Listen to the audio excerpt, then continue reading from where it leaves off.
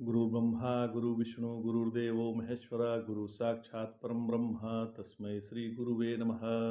ओम नमो ब्रह्म दिव्यो ब्रह्म विद्या संप्रदाय कृतभ्यो वंश ऋषिभ्यो महद्भ्यो नमो गुरुभ्यः।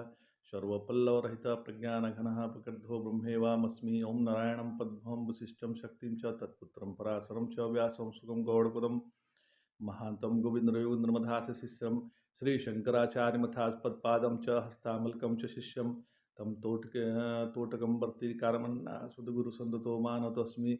श्रुतिस्मृतिपुराणानाम् आलयं करुणालयं नमामि भगवत्पादं शङ्करं लोकशङ्करं। शङ्करं शङ्कराचार्यं केशवं बादरायणं सूत्रभाष्यकृतो वन्दे भगवन्तो पुनः पुनः। ईश्वरो गुरुरात्मेति मूर्तिभेद विभागिने व्योमवप्ताय देहाय दक्षिणामूर्तये नमः। ओम श्री गुरुभ्यो नमः। ओम श्री परमात्मने नमः। हम लोग श्री गुरुदेव के अनुग्रह से भगवत गीता के 7वें अध्याय का अध्ययन कर रहे हैं। भगवत गीते भवदेशिणीम, समुद्र में जैसे तरंग हो, फेन हो, बुदबुदा हो या उसका कोई भी अन्य रूप क्यों न हो, वह समुद्र के अतिरिक्त और कुछ नहीं होता। उसी प्रकार परमात्मा के स्वरूप में चाहे वह प्रकृति हो, ब्रह्मांड हो, धरती हो अथवा पिंड हो, ये पेड़ पौधे हों, जो कुछ भी हो है, दिख रहा है, जो दृश्य है और जो दृश्य नहीं भी है, वह परमात्मा के स्वरूप से अलग नहीं होता। भगवान ने स्वयं कहा, मतः परतरम नान्य किंचिदस्ति धनंजय। 7वां श्लोक में, इसी अध्याय के 7वां श्लोक में भगवान ने कहा कि मतः परतरम नान्य किंचिदस्ति धनंजय, और इसी बात का ज्ञान अभय की प्रतिष्ठा है। जो इस अभय की प्रतिष्ठा को जान लेता है वह निर्भय हो जाता है। श्री गुरुदेव भगवान कहते हैं कि जैसे समुद्र में मगरमच्छ हो रहते हैं, समुद्र में तो मगरमच्छ रहेंगे, मगर रहते हैं, बड़े बड़े काटने पीटने वाले जीव जंतु होते हैं, परंतु समुद्र को उनसे डर नहीं लगता। समुद्र को ऐसा डर नहीं लगता कि ये हमको काट खाएंगे। इसी प्रकार उन जानवरों को भी डर नहीं लगता कि समुद्र भी मुझे डुबा देगा। समुद्र भी निर्भय है और समुद्र में रहने वाले हिंसक प्राणी भी निर्भय है। इसी प्रकार परमात्मा का जो यह स्वरूप है, इसमें प्रकृति और कोटि कोटि ब्रह्मांड, हिरण्यगर्भ, महाविष्णु, महाशिव, एक एक ब्रह्मांड में ब्रह्मा विष्णु तथा महेश अलग अलग, और ये पिंड शरीर तथा इनमें जीव अलग अलग है, परंतु हैं ये सब परमात्मा विलास। एकम सद बहुधा कल्पयंती। श्रुति भगवती कहती हैं कि एक परमात्मा परिपूर्ण है। उसके बारे में बहुत की कल्पना होती है। बहुधा कल्पयंती, एकम सद विप्रा बहुधा वदंती, सत्य एक है। विद्वान लोग उसे अनेक रीतियों से वर्णन करते हैं। एकम में सद विबभूव विश्वम, एक ही सत्य है और वह संपूर्ण विश्व के रूप में प्रकट हो रहा है। वह एक प्रधानतः आत्मा है। देखिए ना, आत्मा से बुद्धि है, आत्मा से ही मन है, आत्मा से ही अंतःकरण है, आत्मा से ही इंद्रियां हैं, आत्मा से ही यह शरीर है, और आत्मा से ही यह संपूर्ण विश्व मालूम पड़ रहा है। इसमें जीव है, ईश्वर है, कि मिट्टी है, कि पानी है, यह सब आत्मदृष्टि से ही ज्ञात होता है। आत्मा के सिवाय कुछ नहीं, और यह सब भगवान ने बनाया रखा है। भगवान ने बनाया है और भगवान से ही बना है। भगवान में है और भगवान का ही रूप है। तथा भगवान के सिवा कुछ नहीं है। यह भागवत दृष्टि है। यह जो दृष्टि है यही भागवत दृष्टि है। स्पंद दृष्टि है कि आत्मा से सब है और आत्मा ही सब है। सब कुछ आत्मा के स्पंदन से ही मानने को स्पंद दृष्टि बोलते हैं। आत्मा हिल गया और सृष्टि दिखने लग गई।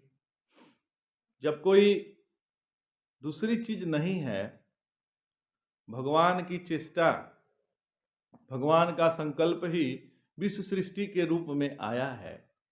असल में एक ही चीज है, उसी का नाम है आत्मा और उसी का नाम है भगवान।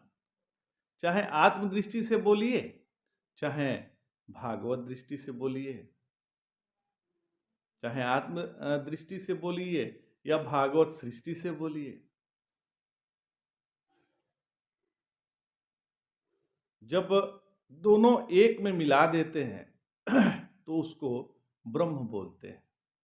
ब्रह्म रूप में है यह सृष्टि और यह चाहे किसी रूप में दिखे। मुख्य बात अभय की प्रतिष्ठा का ज्ञान है। इसलिए कहा है कि अभय प्रतिष्ठाम विदन्ति स एव विद। प्रलय में भी अभय है, सृष्टि में भी अभय है। भेद की प्रतीति हो तब भी अभय है। हानि में भी अभय है और लाभ में भी अभय है। लोक व्यवहार में परमेश्वर को कैसे देखा जाए, इसकी एक युक्ति बताते हैं। भगवान 8वें श्लोक में युक्ति बतलाए हैं। रसो हमअप्सु कौन्तेय प्रभास्मि शशि सूर्ययो प्रणवः सर्ववेदेषु शब्दः खे पौरुषम नृषु। देखिए, ये जो भगवान द्वारा गाया हुआ गीता है, जितना इसको निचोड़ेंगे उतना ही इसमें से रस आएगा। और केवल ऐसे मतलब एक मैकेनिकली पढ़ेंगे तो उसमें मजा नहीं आएगा। तो हम लोग क्या करते हैं ना कि उसी श्लोक को बार बार बार बार वो करते हैं कि इसमें और रस है और रस है। जितना रस निकालते हैं और रस निकलता ही जाता है। तो रसों से भरी हुई है ये गीता। भगवान ने कहा 8वें श्लोक में कि रसो हमअप्सु कौन्तेय प्रभास्मि शशि सूर्ययो हो प्रणवः सर्ववेदेषु शब्दः खे पौरुषम नृषु। मतलब यही उसकी प्रक्रिया है। परमात्मा को देखने का प्रकार यह है। जैसे जल क्या है, तो जल वह नहीं है जो दो गैसों के मिलने से द्रव रूप में पैदा होता है। वह तो मशीनी अथवा यांत्रिक जल है। असल में जल क्या है, तो जीव से हमें जो रस ग्रहण होता है वह विलक्षण है। आंख से हम रूप देखते हैं, त्वचा से स्पर्श करते हैं, नाक से हम गंध सूंघते हैं, कान से हम शब्द सुनते हैं और जीभ से रस लेते हैं। रसनाग्राह्य जो गुण है उसका नाम होता है रस। और उस रसात्मक रस तन मात्रा से जो बनता है उसको कहते हैं जल। इसलिए कहते हैं भगवान रसो हमअप्सु कौन्तेय, परमात्मा रस है। वह रसात्मक जल में ओतप्रोत है। ओतप्रोत का अर्थ होता है कि उसी प्रकार मिला हुआ जैसे कपड़े में सूत और सूत में ताना बाना। जैसे कपड़े में ताना भी सूत है और बाना भी सूत है, आड़ा भी सूत है और खड़ा भी सूत ही है। उनके विन्यास से तरह तरह की डिजाइनें बन जाती है। इसी प्रकार यह जो विश्व सृष्टि है, इसमें सूत्र के रूप में परमात्मा है, रेशे के रूप में परमात्मा है, रुई के रूप में परमात्मा है और बिनौले के रूप में भी परमात्मा है। जब हम नाम रूप का लगाव देखते हैं तो परमात्मा छिप जाता है और जब नाम रूप से छिपी हुई एकता देखते हैं तो परमात्मा प्रकट हो जाता है। उसमें जीवन और मरण का कोई भेद नहीं है, दूर और निकट का कोई भेद नहीं है, अभय प्रतिष्ठाम विदन्ति। जीवन में निर्भयता प्राप्त करने के लिए सब में परमात्मा को देखना आवश्यक है, और वह है जैसा है वैसा ही सब परमात्मा को देखो, कहीं भय नहीं जीवन में, ऐसा श्री गुरुदेव भगवान कहते हैं। अब रही मृत्यु की बात, तो मृत्यु में क्या कम हो जाता है? शरीर में जो माटी है वह तो राख होकर माटी में ही मिल जाती है, जो पानी है वह उड़कर पानी में मिल जाती है, जो तेज है वह तेज में मिल जाता है, जो सांस है वह वायु में मिल जाता है, और जो अवकाश है वह अवकाश में मिल जाता है। एक रति भी कोई चीज कम नहीं होती है, सब चीजें अपने उपादानों में मिल जाती है। तो मृत्यु क्या है भाई? अब मृत्यु क्या हुई? केवल आकृति टूट गई है, केवल घड़ा फूट गया है, माटी तो ज्यों का त्यों ही है। जो अपने को घड़ा मानेगा उसको फूटने का डर होगा, और जो अपने को माटी मान लेगा उसे घड़ा फूटने का कोई डर नहीं, चाहे घड़ा फूटे या टूटे या न टूटे, चाहे रहे घड़ा या ना रहे। तो इस तत्व ज्ञान का अर्थ होता है अनारोपिताकार।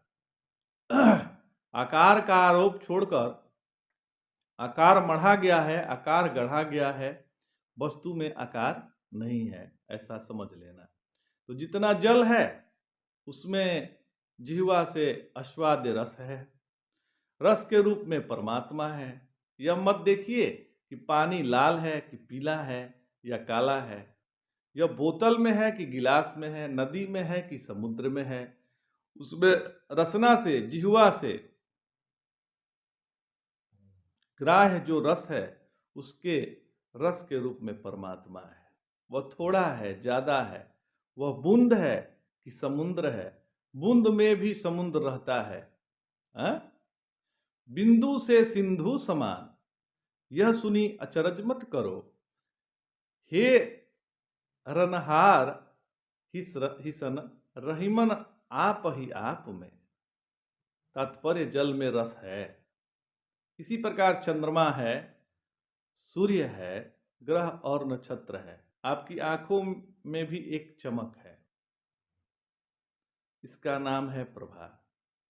आकृति को मत देखिए, और उसके जो नाम रखे गए हैं उसको भी मत देखिए, उस चमक को देखिए और आपको परमात्मा का दर्शन होगा।